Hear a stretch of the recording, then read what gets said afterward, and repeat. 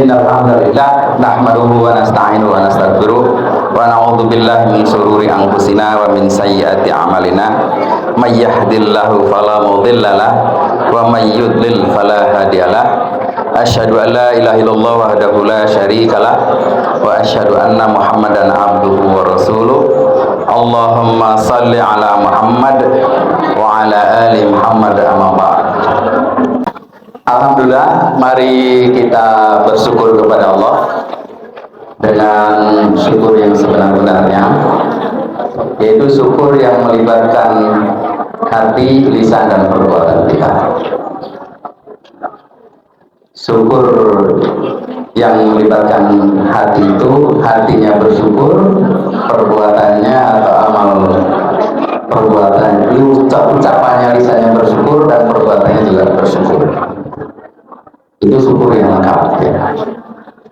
Oh ya, namun sebelum ini, saya lupa ini.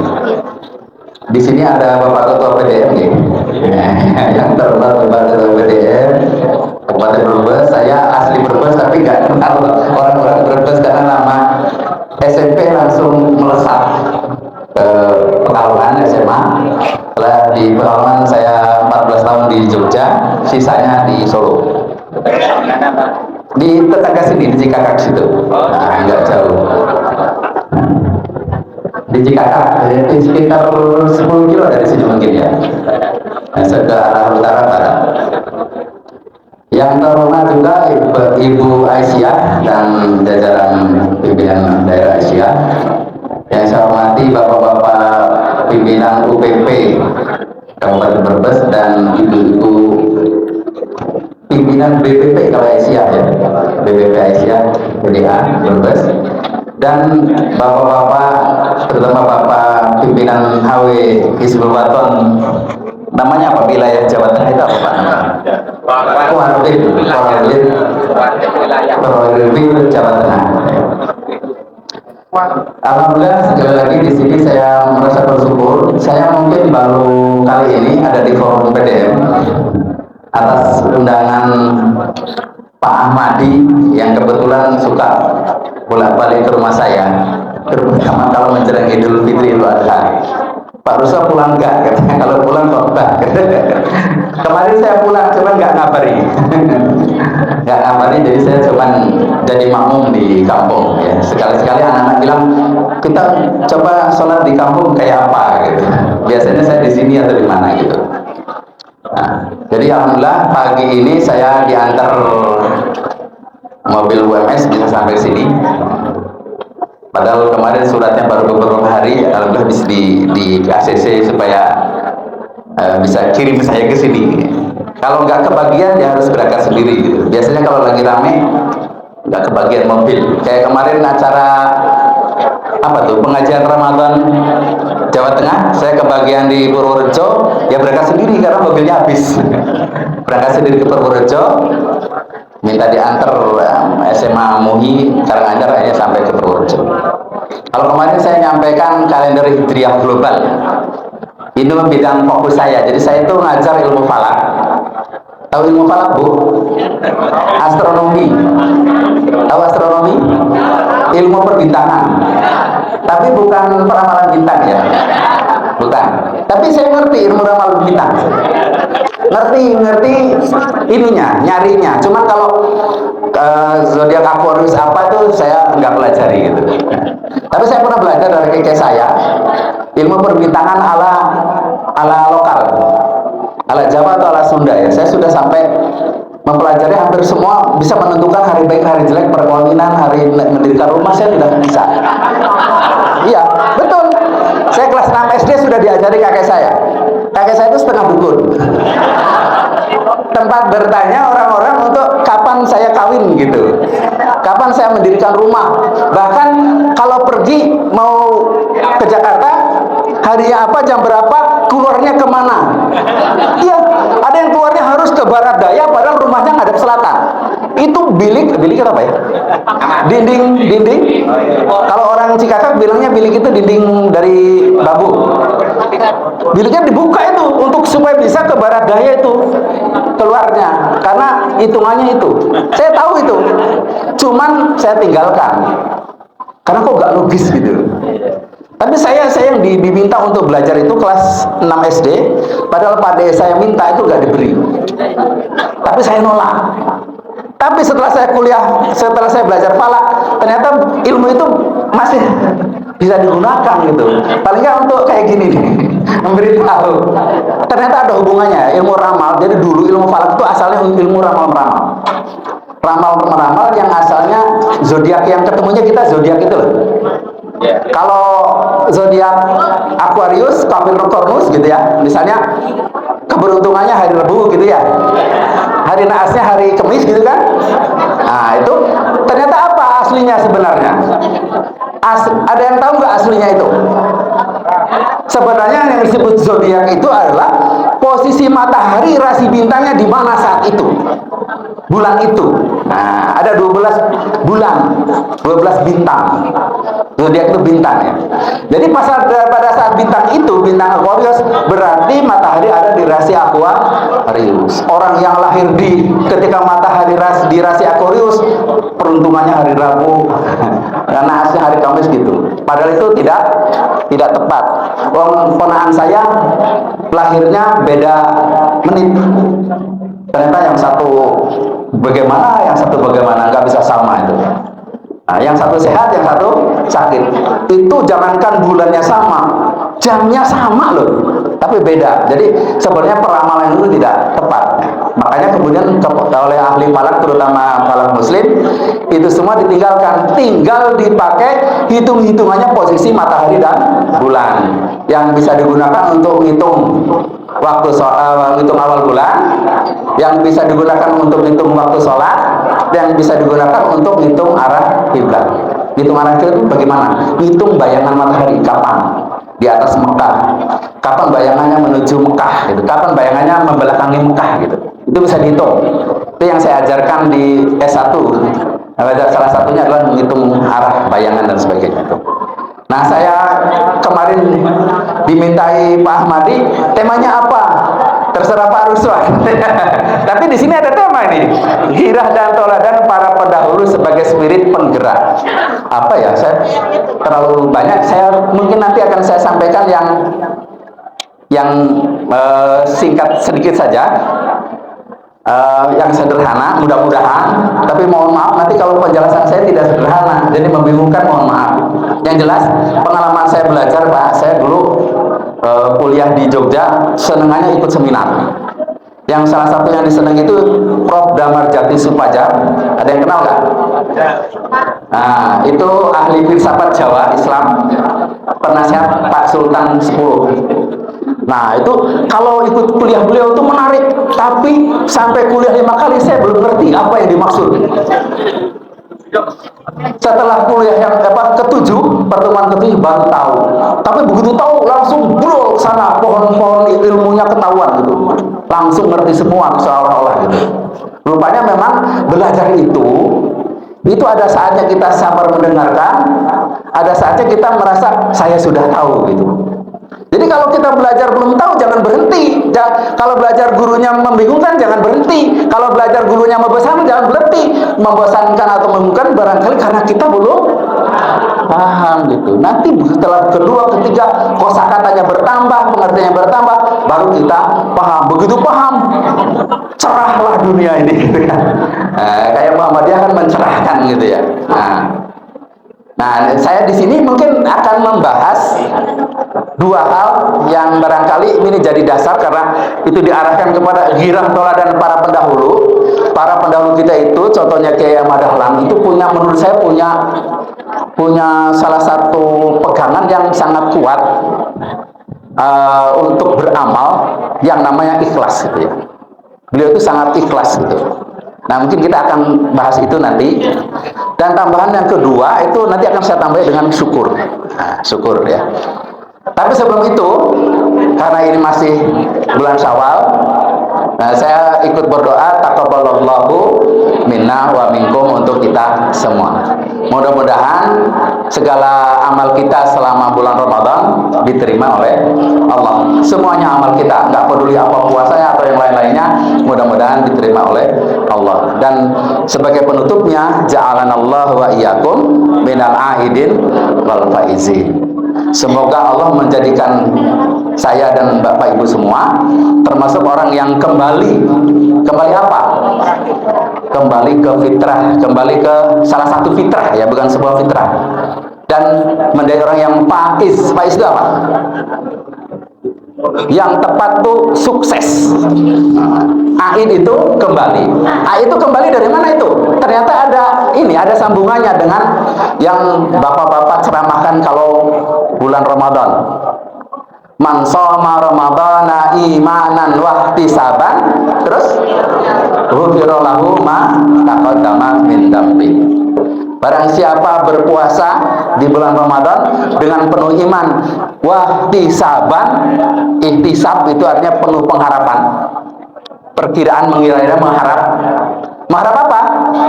Mengharap diterimanya amal kita. Maka atau kalau orang sangat berharap berarti apa? Supaya kita diterima. Atau ujung-ujungnya apa kalau harapan tidak? Supaya puasa kita dinilai benar. Apa kata Allah, kata Nabi? Ghufira lahu ma taqaddama min dambi. Diampuni ma taqaddama, semua yang sebelum itu, min dambi, berupa dosa-dosanya. Atau kalau dalam bahasa Indonesia, diampuni semua dosa-dosanya di masa lalu. Kalau dalam bahasa Arab letterlocknya jadi agak kaku ya. Mata kodama min dambi, apa-apa yang telah lalu berupa dosa. Nah, jadi gak enak karena memang tiap bahasa punya aturan sendiri, punya rasa bahasa sendiri. Nah, itulah yang menyangkutkan minal aidin wal faizin. Jadi kalau kita puasa kita diterima oleh Allah, maka kita akan diampuni segala dosanya, sehingga kita kembali menjadi mendapatkan salah satu fitrah kita, yaitu kita tidak punya dosa apa-apa. Ya, fitrah yang lain apa? Salah satunya lagi adalah fitrah bertuhan kepada Allah. Itu adalah fitrah ya. Surat Al-A'raf surat 17 ayat berapa itu? Ayat 172. Atau surat 7 itu? Yang pertanyaan Al-A'raf ya. Nah, alastu birabbikum ya. Nah, itu. Qalu bala sahibna. Itu salah satu fitrah. Nah, terus suksesnya yang kedua, mina aidin wal faizin. Faiz itu faza itu artinya sukses. Sukses bagaimana? Kalau orang sukses itu apa berarti? Kalau gini, saya kasih ilustrasi. Saya akan ini PDM Brebes mau mengadakan acara ini dimulai dari apa dulu? Perencanaan ya, direncanakan, lalu disusun urutan prosesnya, lalu kemudian diikuti prosesnya itu sampai kemudian selesainya kapan, untuk tujuan apa. Nah, kalau sebuah kegiatan atau sebuah tindakan itu sesuai rencana mencapai tujuan, itulah yang namanya sukses. Tujuan orang berpuasa apa? Nah, la'alakum tattaqun. Maka kalau diharapkan orang yang berpuasa itu sukses mencapai tujuan menjadi orang yang bertakwa. Takwa itu apa? Nah, takna dua, cina orang Cikakak. Tak dua. Tak itu ini apa? Kuda ya. Nah, jadi orang bertakwa itu artinya menjaga diri, memelihara diri. Sama dengan arti kata imsak, sama dengan arti kata sabar, itu semuanya menjaga diri. Nah, menjaga diri dari perbuatan yang tidak disukai Allah, apalagi yang dibenci Allah. Jadi puasa itu menjaga nafsu, itu menjaga diri dari yang dibenci Allah. Kalau orang sudah begitu, maka aidin wal faizin. Cuma di Indonesia orang ulamanya kreatif. Karena kalau dengan Allah sudah diampuni, ke manusia kan belum ya. Makanya perlu halal bihalal, agar seorang yang punya keharaman, haram karena habis bertengkar dan sebagainya, dihalalkan. Halal yo, kayak gitu. halal ya sambil salaman, akhirnya udah gak punya ganjelan lagi, makanya halal. Makanya kemudian ini tadi sudah diungkap oleh Bapak Ketua PDM ya. Halal itu tidak masalah bagi Muhammadiyah ya, tidak masalah.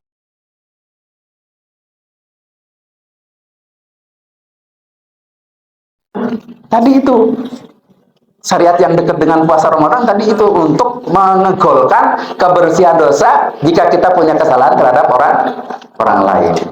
Nah, syariat yang lain kita disuruh menyambung hubungan yang baik dengan sesama muslim ya.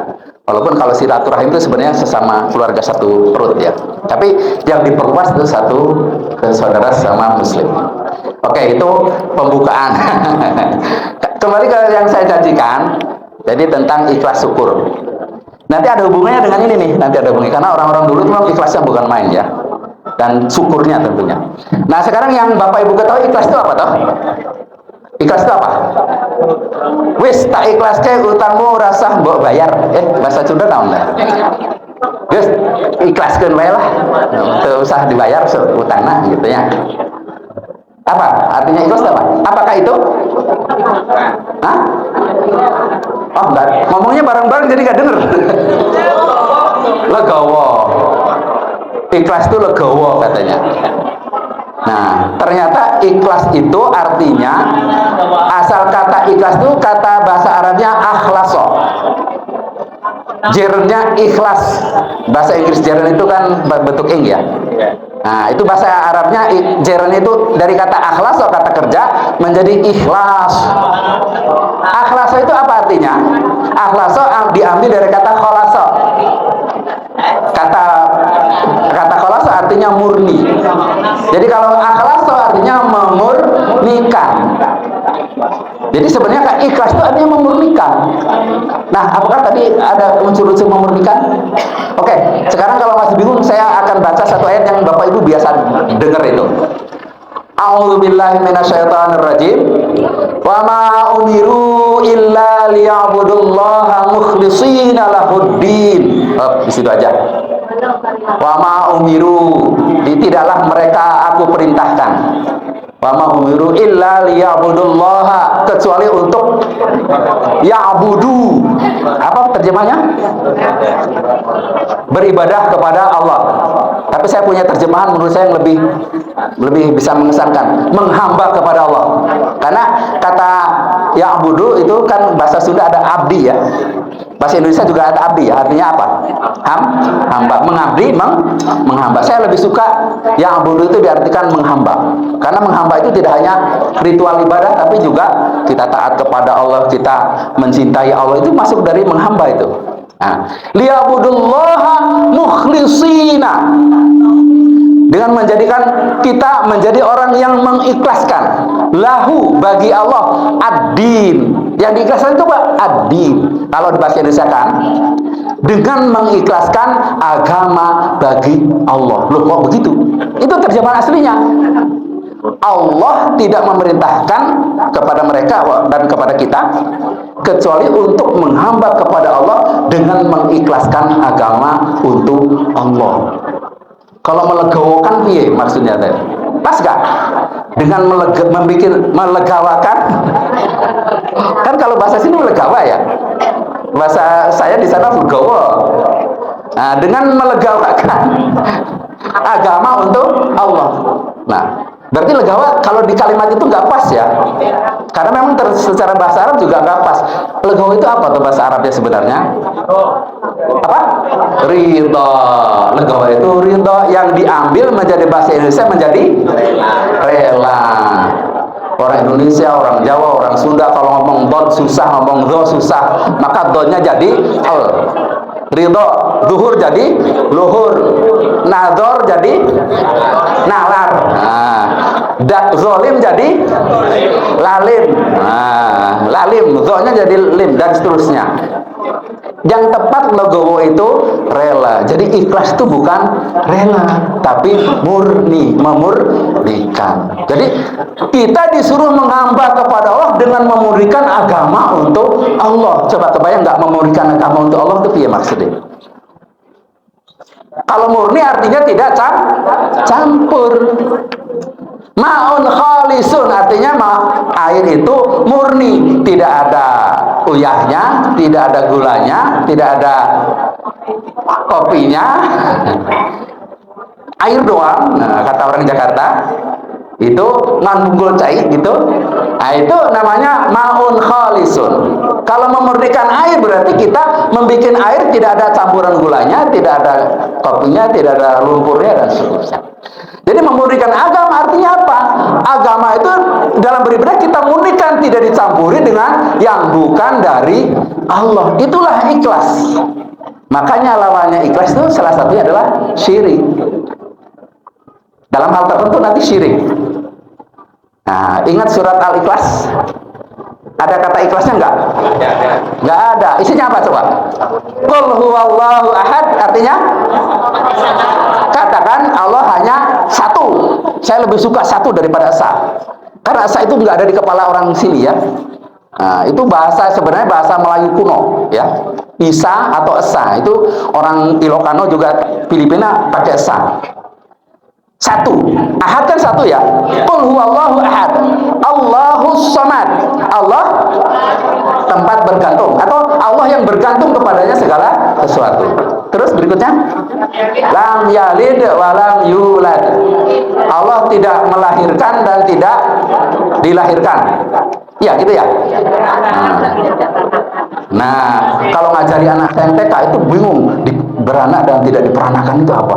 Allah tidak melahirkan, tidak dilahirkan. Yalid kan melahirkan ya, yulad dilahirkan. Nah, Allah tidak beranak, tidak diperanakan. Tapi yang kalau sama anak kecil lebih pas itu Allah tidak melahirkan dan tidak dilahirkan. Alias sendirian gitu ya. Walam yakun, walam wadan lam tidak, bukan yakun, bahasa Inggrisnya be are adalah walam yakun, dan dia itu adalah kufuan. Kalau kawin harus kufuan. Nah, itu kufu wan-nya itu karena ada tanwin ya. Walam yakun, dan dia Allah itu kufuan, yang satu kufu, ahad satupun, dan tidak ada satupun yang sekufu dengan Allah, yang setara dengan Allah. Itu ada ikhlasnya enggak? Kenapa disebut al-ikhlas? Nah, di situ nyambung nanti. Karena ini adalah ayat Quran yang pernyataannya memurnikan sifat-sifat Allah dari penuhanan hal-hal lain. Untuk orang Kristen, untuk orang yang lain, kok ada kufuan ya? Nah, mungkin kadang-kadang kita kalau yang lam yalid wa lam yulad kayaknya benar ya. Itu kan untuk menghajar, sorry, jangan sampai menghajar. Untuk mengcounter, mengcounter lebih halus ya, mengkantor yang bertuhan Isa, bertuhan apa? Yesus ya, menuhankan Isa Al-Masih. Kalau lam yakun kufuwan, lam yakun lahu kufuwan ahad itu apa? Walam yakun lahu ada lahunya ya. Dan bagi dia, bagi Allah tidak ada yang sekufu. Itu ingat nggak? Ketika ada di ayat Quran, ketika kaum Quraisy ditanya, siapa yang menciptakan langit dan bumi dan memberikan rezeki kepadamu? Tentu mereka akan menjawab, Allah. Padahal orang Quraisy disebut musyrik. Di mana musyriknya? Karena ternyata orang Quraisy itu lebih kenal Allah mungkin daripada kita. Ada nama Abdullah, ada itu, ya kak? Bismillah juga mereka kenal. Tapi yang dilarang ditulis oleh orang Quraisy apa? Ar-Rahman, Ar-Rahim waktu perjanjian Hudaybiyah. Kalau Bismillah boleh itu. Jadi dia mengenal Allah. Tapi kenapa kok disebut musyrik? Ternyata musyriknya orang Quraisy itu bukan di penyembahannya. Karena mereka kalau berdoa itu tidak mantap kalau tidak didampingi oleh patung-patungnya itu loh. Nah, jadi di dalam urusan memberi rizki, yang itu merupakan salah satu sifat kekuasaan atas satu kekuasaan Allah, itu orang Quraisy delegasikan ke atau mintanya kepada bukan Allah. Itu aja udah disebut musyrik, apalagi yang lebih dari itu. Kita bahkan tidak mengenal Allah. Orang sini bahkan, terutama dulu Pak De Bode saya, itu kalau habis panen itu kan ngubur sedekah bumi ya. Itu sambil sedekah bumi apa yang dibaca itu? Itu berterima kasihnya kepada siapa? Kepada Dewi Sri katanya. Karena saya nanya, Itu yang dibaca apa? Supaya saya bisa apa? Niru gitu, saya bilang gitu. Itu yang dibaca apa? Tidak ingat sama sekali kepada Allah itu. Orang Arab masih ingat kepada Allah, cuman ketika minta kepada Allah itu lewat wasilah. Nah, patung-patung itu aja disebut musyrik. Itu syiriknya syirik rububiyah nanti dalam pelajaran akidah ya. Itu di AIK, Al-Islam ke Muhammadiyah nanti ketemu di situ. Baik. Jadi ikhlas itu memurnikan. Nah, memurnikannya kalau di hati namanya memurnikan niat. Maka ada istilah memurnikan niat. Tapi kebanyakan orang kita kalau ikhlas itu hanya di hati. Padahal hati itu salah satu yang harus dimurnikan. Niat yang murni itu lillahi ta'ala. Lillah, lam itu dalam bahasa Arab untuk yang tetap di situ itu bisa berupa karena Allah dan untuk Allah. Karena Allah itu apa maksudnya? Kalau kita mau melakukan ibadah pengabalan kepada Allah, kita harus tahu bahwa itu ada aturannya dari Allah. Dan ditujukan untuk siapa? Lillah, untuk Allah. Itulah ikhlas di niat. Kalau ditujukan untuk yang lain, untuk mertua, untuk teman, untuk kepala kantor, untuk apa? Itu sudah tidak ikhlas, namanya riya, ro'a, karena ingin dilihat. Nah, ro'a itu ingin dilihat, riya gitu ya.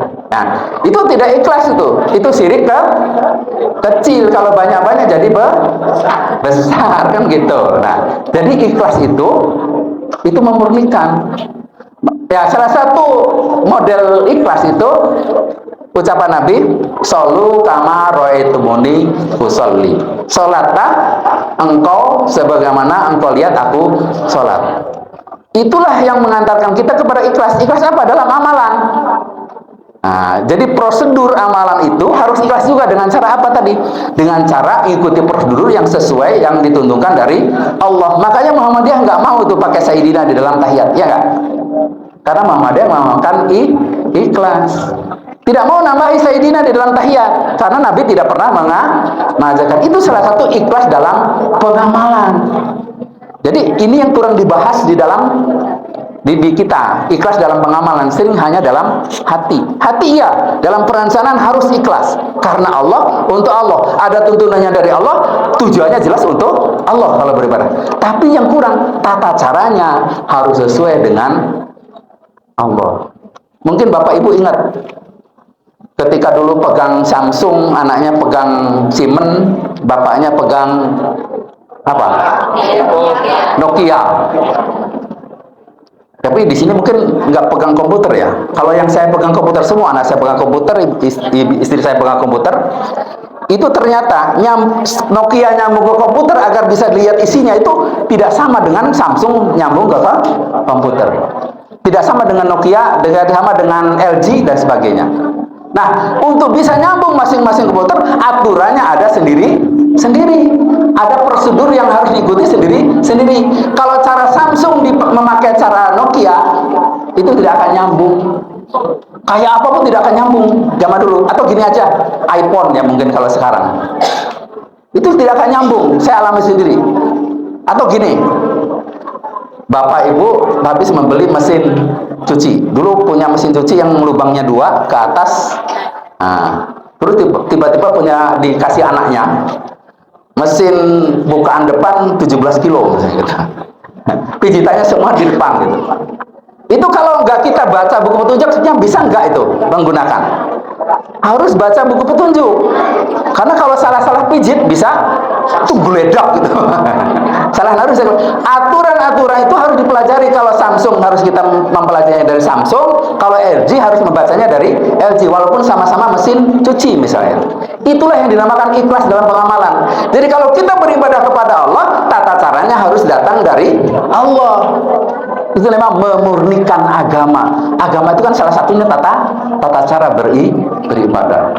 Dan nanti kalau orang Islam menerapkan ikhlas tidak hanya ibadah dalam kehidupan sehari-hari, kita jadi guru, ikuti aturan guru yang benar, kita jadi insinyur, ikuti aturan insinyur benar, kita jadi kameramen, ikuti aturan yang benar, kita akan jadi profesional. Kita jatuhnya akan jadi Jadi ikhlas itu akan membawa kepada profesionalitas. Dijamin itu, dijamin. Karena dia akan meminimalisasi kesalahan-kesalahan. Jadi kalau kita berbuat atau punya pemahaman ikhlas yang betul, kita akan punya orang yang tulus. Nah, hati yang ikhlas itu tulus. Ya. Tulus itu tidak sama dengan rela ya. Tulus itu bersih ya, bersih. Bersih tidak bercampur kehendak-kehendak lain. Kalau ikhlas diartikan tulus dalam hati bisa itu. Hati yang tulus, lalu amal kita akan jadi profesional. Tapi ikhlas yang ketiga, ikhlas dalam pengamalan itu yang penting. Hasilnya itu misalnya saya belajar di IKIP dulu, IKIP sekarang apa? UN ya, Fakultas Keguruan Pendidikan Teknik Elektro misalnya gitu. Nah, terus saya ngajar. Itu pengamalan ikhlas yang benar. Ngajar elektro di SMP, di SMA. Tapi saya lulusan elektronika, teknik elektronika, terus nyambung kabel supaya antara meteran dengan aliran yang ke belakang, ketika dimatikan ikut mati, ketika dihidupkan ikut hidup, tapi kesananya lost strum. Nah, itu yang namanya pengamalan tidak tepat, tidak ikhlas itu. Nah, jadi ikhlas itu menghendaki juga pengamalan yang sesuai dengan tujuan dari amalan itu. Jadi kalau kita belajar untuk jadi guru, ya jadi guru, jangan jadi maling kayak tadi gitu ya. Nah, kalau jadi maling itu sudah tidak ikhlas. Jadi ikhlas itu akan membawa kepada jalan yang lurus. Makanya dalam surat, silakan Bapak Ibu buka HP. Buka surat Shad ayat 82-83. Kita sama-sama buka ya. Nah, tak buka aja Al-Qur'annya. Sudah kebuka? Surat 38. Surat 38. Surat 38 ayat 82-83. 82-83.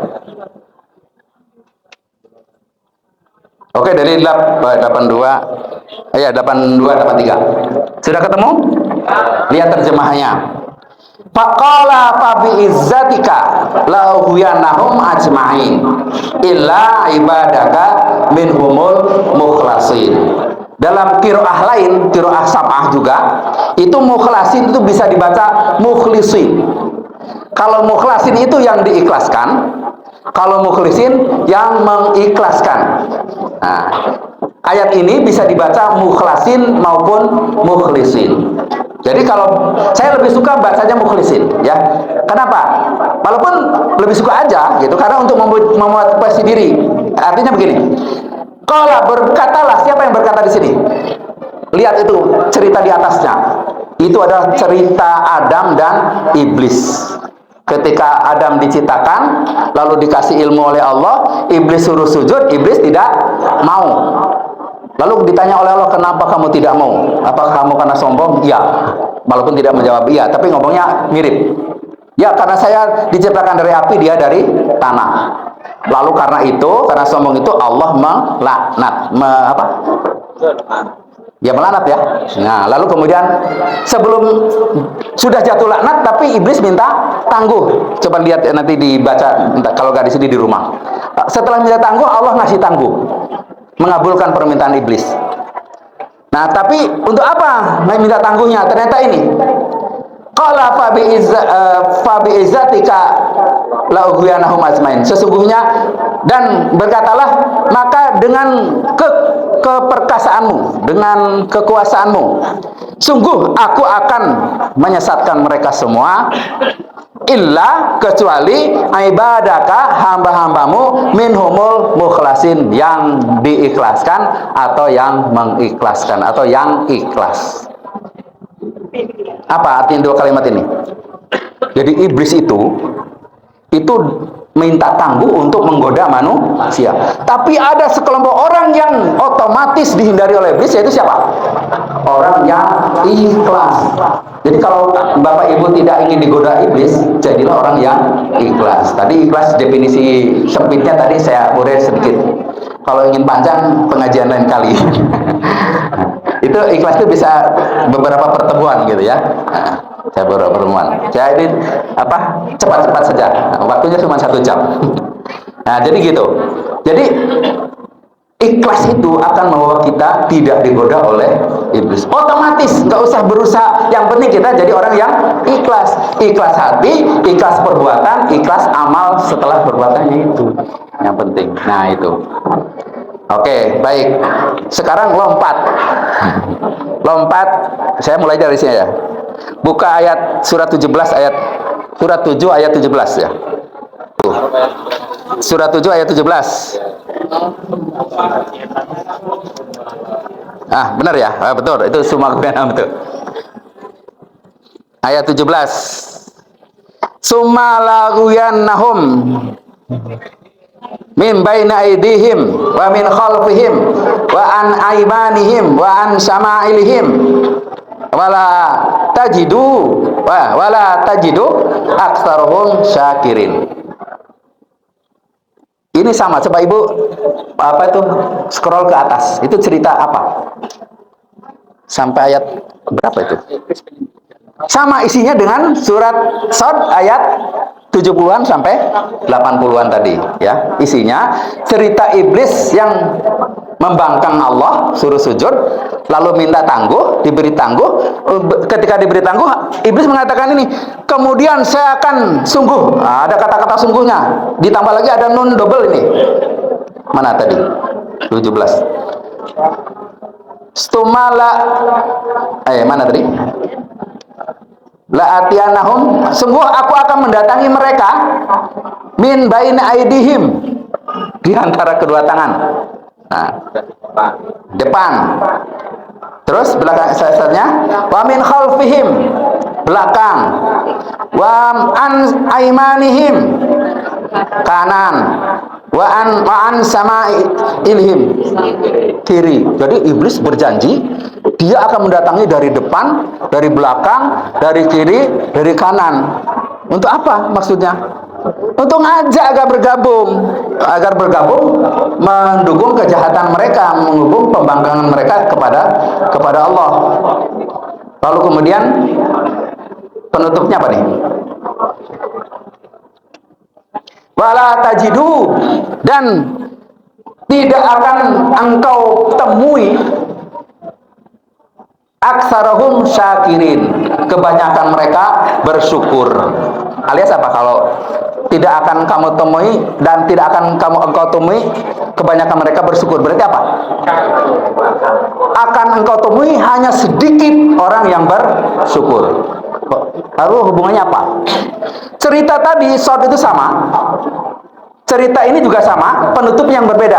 Tadi illa ibadaka minhumul mukhlasin, akan menggoda kecuali hamba-hambanya yang ikhlas. Kalau ini penutupnya apa? Wala tajidu aksarahum syakirin. Kamu tidak akan temui kecuali kebanyakan mereka bersyukur. Berarti hanya sedikit orang yang bersyukur. Ini secara bahasa, ini gaya bahasa. Artinya sama. Artinya apa? Kecuali orang-orang yang syukur. Jadi orang ikhlas, orang yang syukur, itu otomatis tidak akan digoda oleh iblis. Menarik nggak ini? Menarik mestinya bagi kita. Kalau kita tidak ingin digoda oleh iblis, jadilah orang yang ikhlas, jadilah orang yang syukur. Nah, orang syukur itu apa? Nah, syukur itu artinya, kata Syekh Roghib Al-Isfahani, itu artinya, ini arti praktisnya ya. Arti kebahasanya ada 4 itu. Langsung ke praktisnya aja. Artinya membuka. Lawannya menutup. Apa namanya menutup apa? Bahasa Arab kufur, kafaro. Nah, makanya la in syakartum la azidannakum wa la in kafartum inna azabi lasyadid.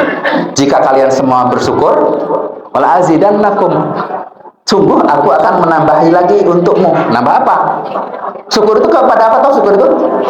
Nikmat. Jika kalian kufur, menutup-nutupi, menganggap tidak ada pemberian, menganggap tidak ada nikmat Allah pada dirinya, Allah itu sopan. Walaupun terhadap hambanya tidak pakai kasar. Kalau pakai kasar tidak begini bunyinya.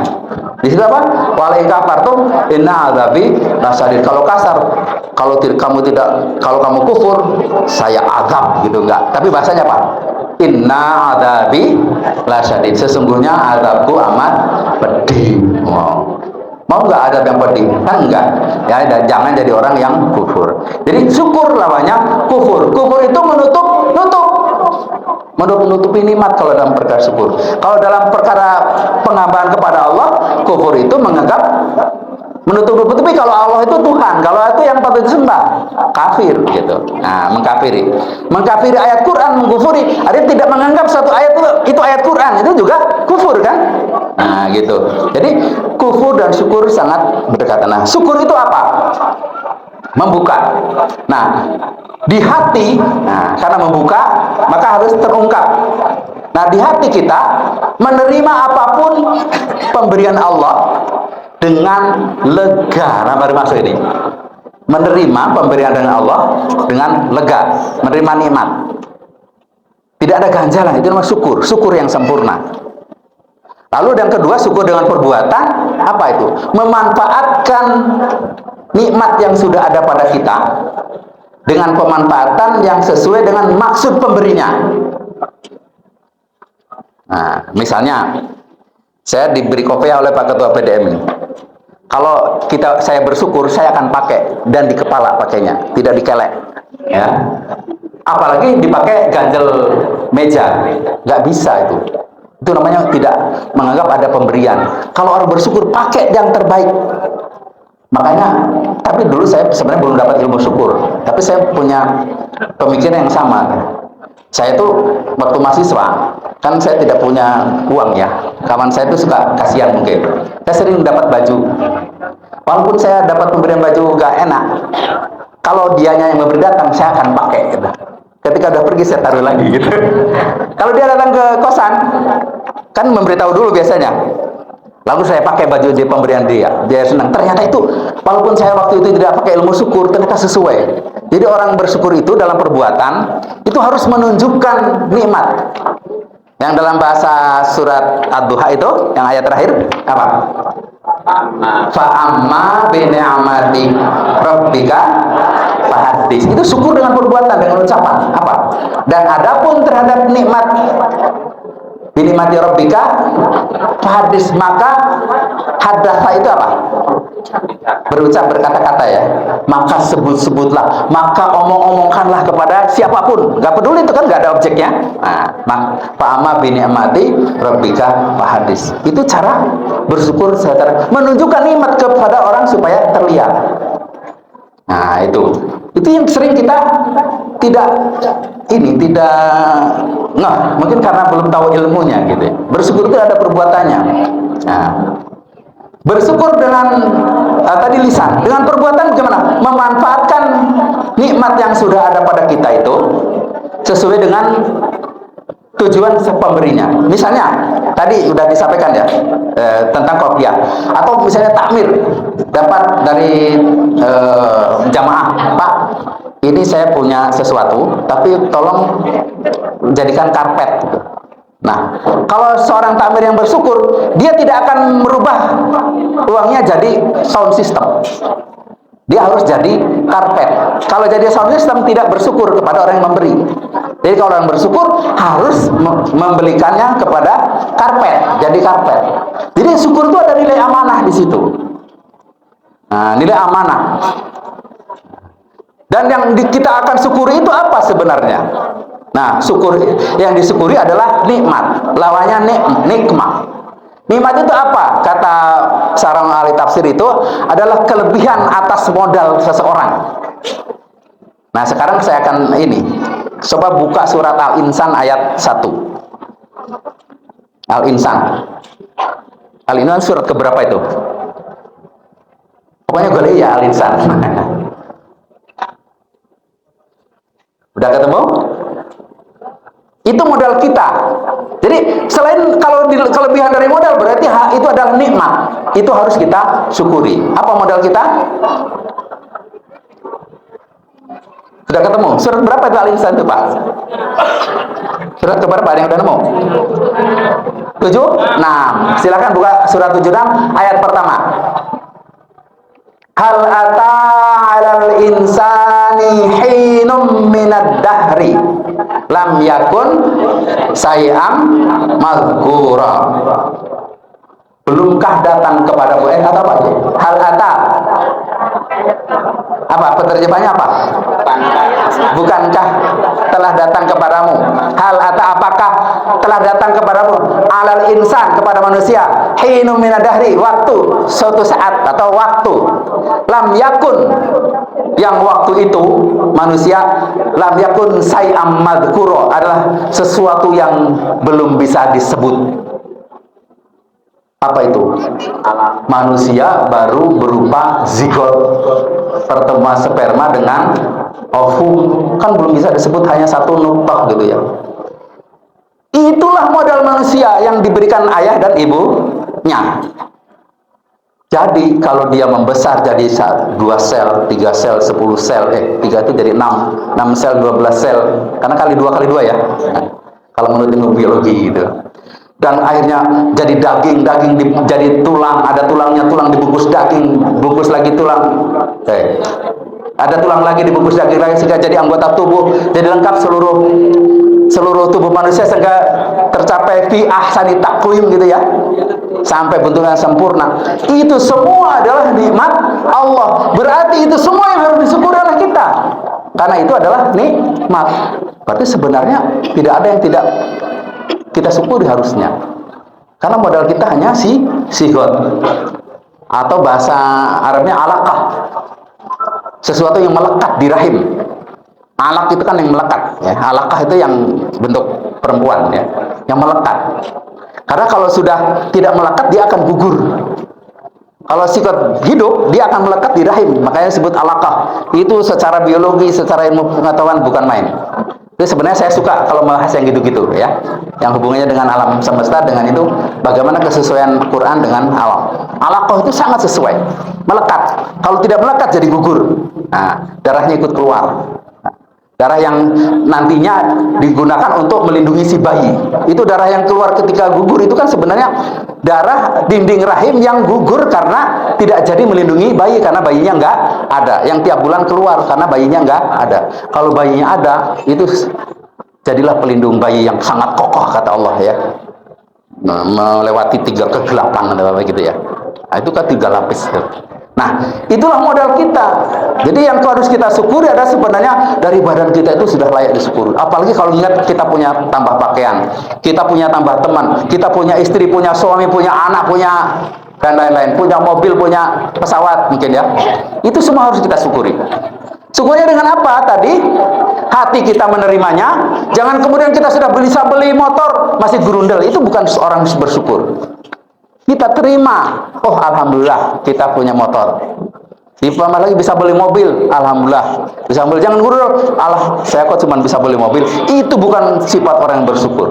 Orang bersyukur itu menerima dengan legowo tadi, dengan rela, dengan plong, tidak ada ganjalan apalagi protes. Lalu mulutnya ketika kita punya mobil tadi, alhamdulillah saya dikasih Allah mobil. Tapi tidak dengan rasa sombong ya. Tapi kita sampaikan ke orang. Kalau kita sampainya dengan niatan kesyukuran, insya Allah tidak akan berubah jadi negatif buat kita. Kalau niatannya dengan kesyukuran, karena kita disuruh fa'amma binikmati rabbika, apa hadis itu diperintahkan oleh Allah menyebut-nyebut nikmat.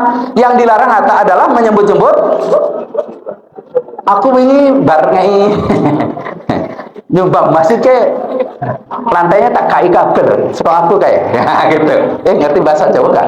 Saya malah bahasa Sunda kagok gitu. Saya belajar bahasa Sunda malah di Jogja loh, dari bukunya Kulsma. Jadi ngerti bahasa halus, bahasa sedang, bahasa kasar itu dari bukunya Kulsma. Ada yang pernah baca nggak? Orang Londo. Tapi ngajarinya yang jelek itu. Kata dia, kalau orang Belanda ngomong kepada pribumi harus pakai bahasa kasar.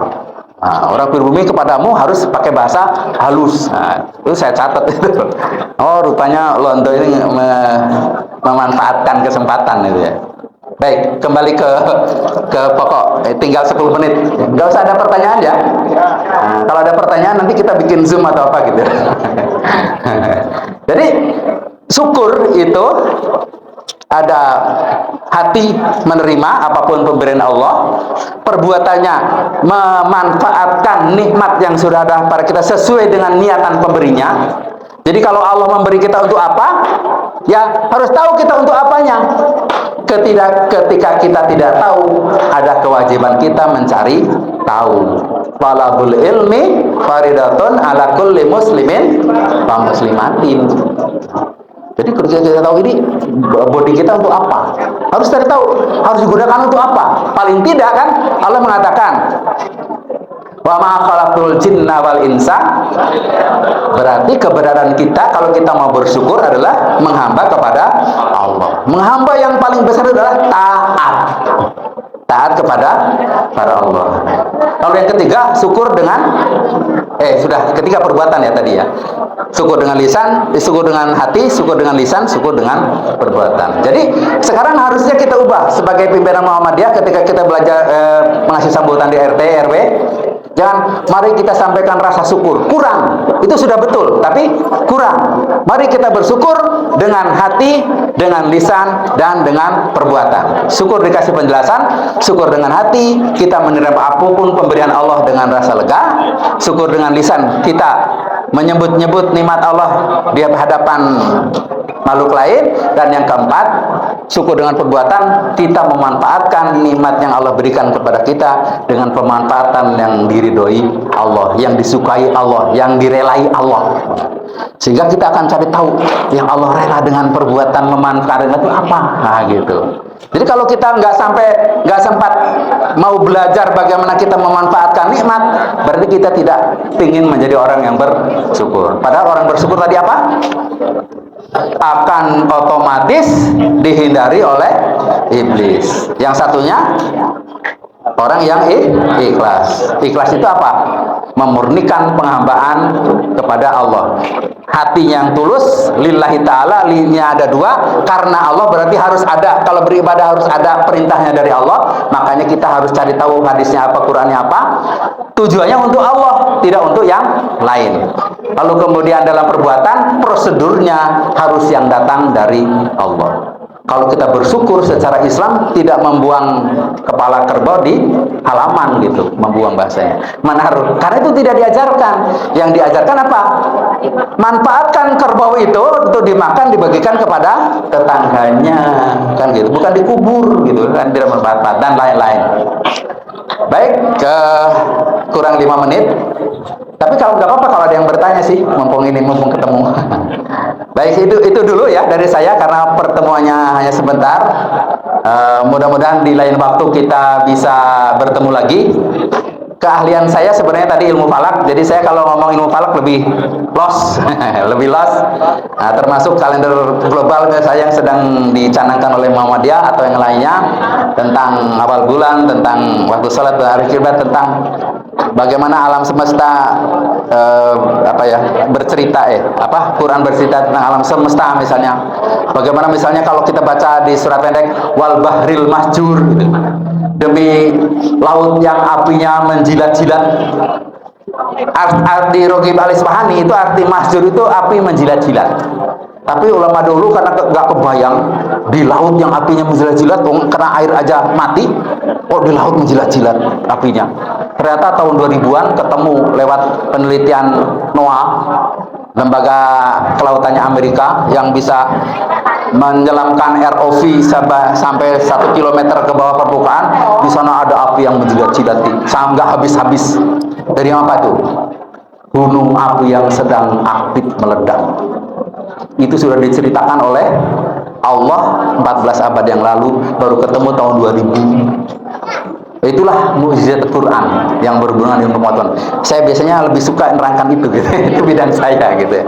Dan itu bisa memberikan kita keimanan sehingga sebagaimana disampaikan dalam surat Ali Imran, nanti kalau orang meneliti alam semesta dengan memikirkannya, yang keluar apa? Rabbana ma khalaqta hadza batila. Wahai Tuhanku, sungguh Engkau menciptakan ini semua tidak batil. Batil itu apa? Lawan dari hak. Hak itu apa? Hak itu apa? Hakku, itu hakmu, bukan? Ini hakku. Lain lagi ya. Hak itu, mungkin gini, ilustrasinya. Ada hadis yang hakul muslim alal muslim khamsun. Itu isinya apa?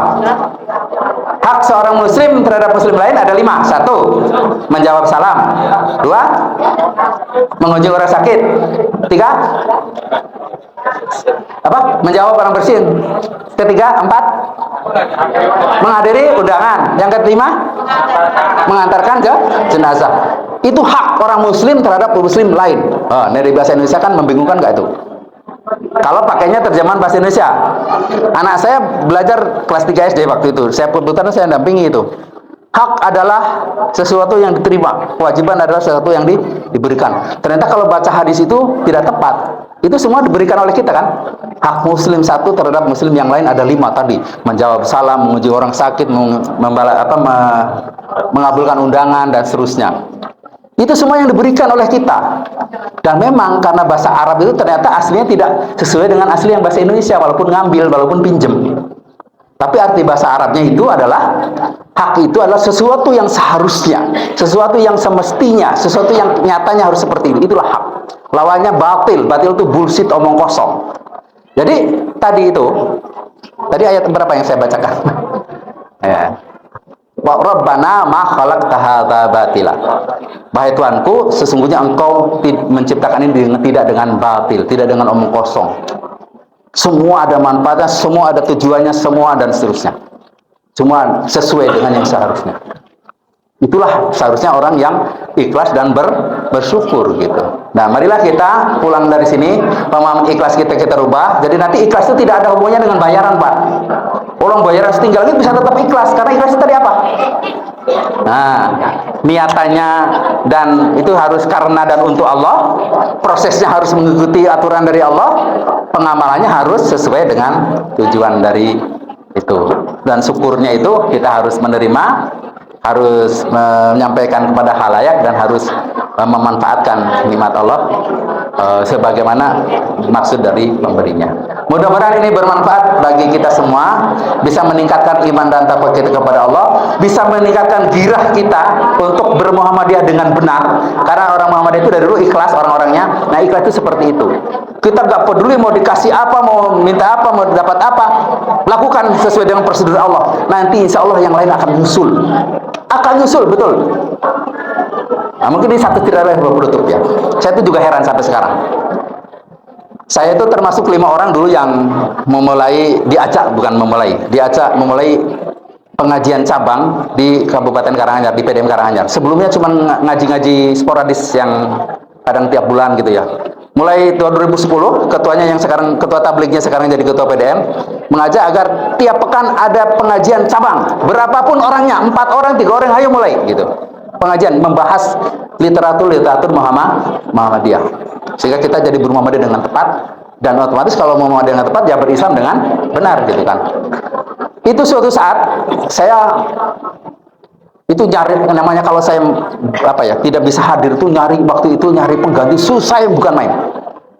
Saya itu ngisi sampai 40 kilo di Jatipuro ya, Jatiyoso itu. Mengisinya bar isya. Suatu saat hujan lebat sekali sampai wiper tidak main tercepat pun masih tidak bisa melihat. Dan saya tidak punya teman, saya akhirnya mengundang anak IMM untuk nemani saya. Cari-cari ngebel-ngebel sambil jalan mobil itu ngebel. Akhirnya ketemu di belakang gedung DPRD. Rupanya udah separuh ban halamannya. Akhirnya keluar. Saya keluar dari Karanganyar itu jam 19 lebih seperempat mungkin. Tapi iya, saya nggak tahu. Hujan lebat padahal jaraknya 40-an kilo. Saya bisa lewat Isya rakaat keempat. Padahal saya merasa nggak ngebut. Saya melewati orang macet beberapa di tengah jalan. Itu tadinya saya mau membatalkan. Saya sudah janji di sana sudah ditunggu orang. Nggak apa-apa, saya ini aja. Ternyata Allah mempercepat langkah kita gitu, tanpa kita merasa dipercepat. Saya itu sampai sekarang heran. Itu pas di hari, kalau nggak di hari Natal, hari tahun baru itu. Karena ketika balik pulang dari Karanganyar sedang ada dardedoran itu, tahun baru ya. Nah itu, dari orang nyumut percon itu, pas hujan-hujan. Jadi kalau kita memang sudah berniat, ini jalan yang akan ke dalam rangka jalan Allah. Walaupun waktu itu sulit kayak apa, Allah akan mudahkan, bahkan dengan kemudahan yang kita tidak duga-duga itu. Nah, insya Allah dalam bidang lain juga sama. Mudah-mudahan seperti itu, dan mudah-mudahan kita dikasih semangat terus untuk bermuhammadiyah dengan benar, untuk berislam dengan benar. Assalamualaikum warahmatullahi wabarakatuh.